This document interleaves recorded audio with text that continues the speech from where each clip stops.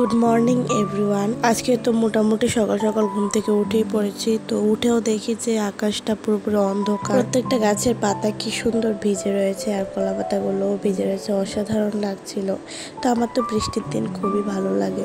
তো আমি তো সকাল সকাল মাকে কিছু সবজি কেটে দিয়েছি খিচুড়ি করার জন্য, আর এখানে সুজি করে নিয়েছি। এই নোনতা সুজিগুলো আমার খুবই ভালো লাগে, মিষ্টি সুজি একদম ভালো লাগে না। সুজিটা অনেকটাই উপমার মতো হয়েছে। বাইরের এত সুন্দর ওয়েদার দেখতে দেখতে সকালে ব্রেকফাস্টটা করে নিচ্ছিলাম, আর দুপুরে ছিল হচ্ছে খিচুড়ি। তো খিচুড়িটা তো আমার খালি খেতে একদমই ভালো লাগে না, তো একটু আচার নিয়ে নিয়েছিলাম। আচারটা কিন্তু আমাদের ঘরে তৈরি। আমি এমনিতেও শুধু শুধু খিচুড়ি খেতে পারি না, তো আজকে ভাবলাম যে এত ভেজাল করে লাভ নেই, শুধু আচার দিয়ে খেয়ে দেখি খেতে পারি কিনা। কিন্তু আর শেষমেশ খেতে পারলাম না, কারণ আমার যেমন খেতে ইচ্ছেই করছিল না শুধু আচার দিয়ে। তাই ঝটপট করে চলে আসলাম একটা ডিম ভাজি করতে, আর মায়ের জন্য বানিয়েছিলাম। আর এইখান থেকে কিন্তু ভাইকেও ভাগ দিতে হয়েছে।